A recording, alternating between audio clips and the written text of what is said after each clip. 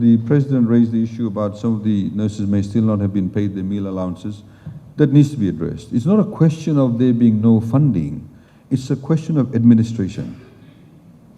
And to be frank with you, a lot of these issues are because of the failure of those people who are administering these institutions who are not doing the job on a timely basis. And that's part of the civil service reforms that we are carrying out. We also announced last night, or on Thursday evening, that we will also be carrying out a study in terms of retaining what we call scarce skill sets and also the retention issues. As highlighted in 2018 when we did the job review, I've got the salary scales here. In some of the areas, of course, the wages that went up by about 49%. If you looked at the NUO 6 in the clinical sister specialized nurse, areas such as the current NUO 5 went up.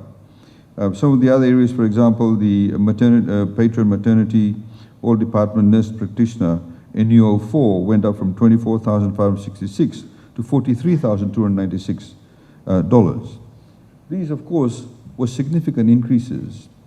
And as you know, the previous way of dealing with salary increases was on a COLA basis, as opposed to recognizing specialist skill sets, as opposed to recognizing the pressure a particular nurse may be in a particular practice within the nursing area, as opposed to across the board. So I think that recognition of specialization was something that we were very keen to do so.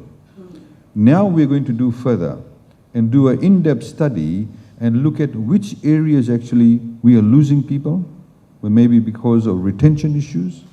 And then, of course, the other issue is about the scarcity of skill sets. At one stage, we had a problem with midwives, or midwifery was very short in supply. So we need to be able to recognize that. In the same way we're doing across the board in some of the other skill sets across government.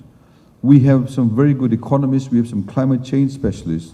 They're with us for 4 or 5 years, overseas training, very good at their job, and then suddenly some regional operator comes along and takes them away at 4 times the pay.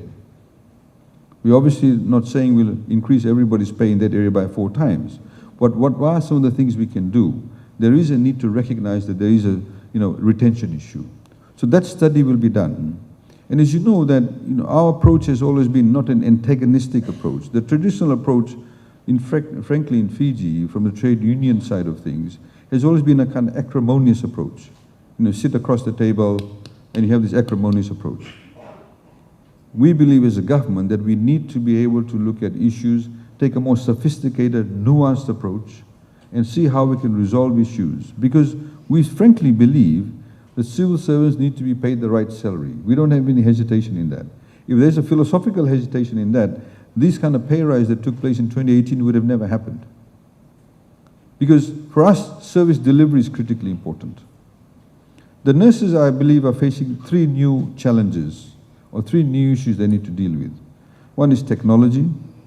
The other one is, of course, the access or the expectations of the general public about customer service.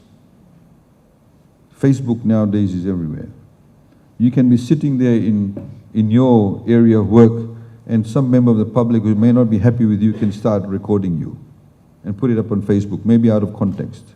And the third, of course, is what we call the venturing into the medical fraternity by private suppliers.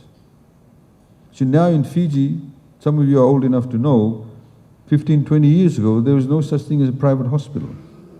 Everything was the public health system. Now we have private hospitals. We have, of course, the what was commonly known as Super Private. It's now, I think, called the Pacific something. They're down the road in Amy Street. Next to it, across the street, is now Miot. They've started up their own day clinic. They're going to start one up in Nosole. They'll start one up in Nandi. They require nurses. I saw nurses, I went there to the opening, I saw nurses, some of whom used to work at across the road from Super Private. They have now shifted across. Similarly, there'll be other people opening, so nurses will be moving around. Wages, of course, will be paid on a higher rate. This is precisely why in the budget announcement, we said we are now increasing the quota for nurses to get TELs from 100 to 350 in the next update. And we precisely agree and absolutely agree that there is a movement of nurses. There needs to be that filtering in. And we are also looking in this review how we can in fact fund to existing nurses who may be within the system and want to upskill themselves. What can we do?